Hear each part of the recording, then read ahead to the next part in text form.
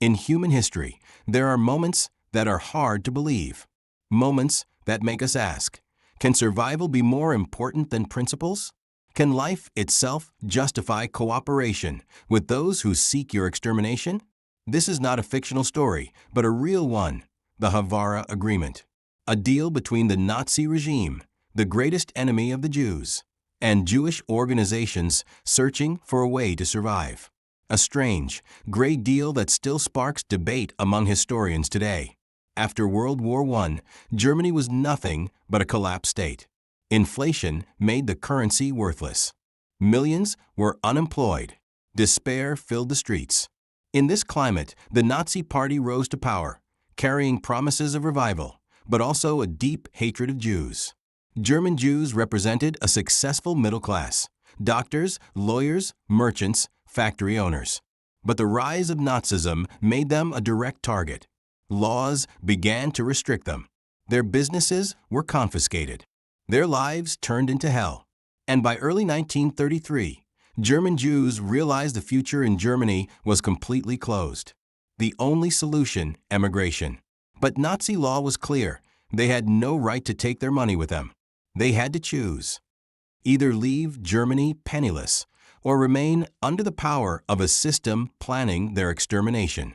Here appeared an idea no one had imagined before: the Haavara-Agreement. Under it, emigrating Jews would deposit their money into a special account in Germany. This money would not be transferred directly, but used to purchase German goods.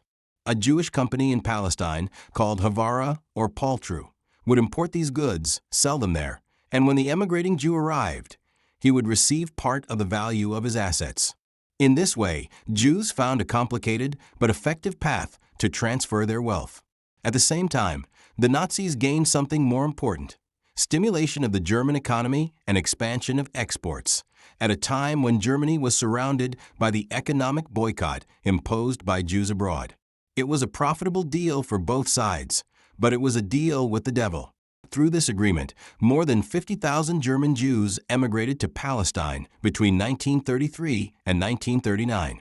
The value of the funds transferred through this mechanism reached tens of millions of marks. German goods flooded the Palestinian markets, from agricultural tools to industrial materials. But more important than the numbers was the contradiction. How could Jews, the very targets of Nazi hatred, participate in supporting the same economy that empowered their enemies? Was this pragmatism, surrender, or betrayal? Historians remain divided. Some see the agreement as saving thousands of lives, while others consider it a betrayal of the Jews who called for a global boycott of Germany. During the same period, a man named Max Naumann appeared. He was the leader of the Association of German National Jews. What was his idea? Simply, we are Germans first and Jews second. Naumann and others, like him, rejected Zionism, believing that absolute loyalty to nationalist Germany would make the Nazis accept them as faithful citizens. In 1933, Naumann issued an official statement supporting the new Nazi government. He thought Hitler would distinguish between assimilated German Jews and Eastern immigrant Jews. But the truth was harsh. The Nazis made no distinction between one Jew and another. In 1935, Naumann's association was dissolved by direct government order. The man was arrested, sent to a concentration camp, and died there. He became a living example that loyalty did not save, and that a racist ideology shows no mercy. The Haavara-Agreement lasted until 1941. Then, with the outbreak of World War II on a larger scale, the Nazis no longer needed it. The deal was stopped. All doors were closed. And a darker chapter began: the final solution, the Holocaust. Thus ended the deal that some thought was a guarantee of survival. Money turned into weapons factories. Contracts became cannons and tanks. And the thousands who saved themselves through the agreement later witnessed millions of others end up in the gas chambers.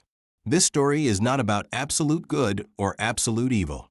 It is about the gray area, about impossible decisions humans make when no good options exist. Was Haavara a rescue deal or a betrayal?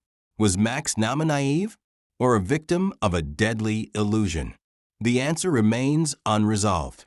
But the lesson remains clear: neither money, nor loyalty, nor deals can protect you from an ideology built on hatred. And now, after you know the story, what is your judgment?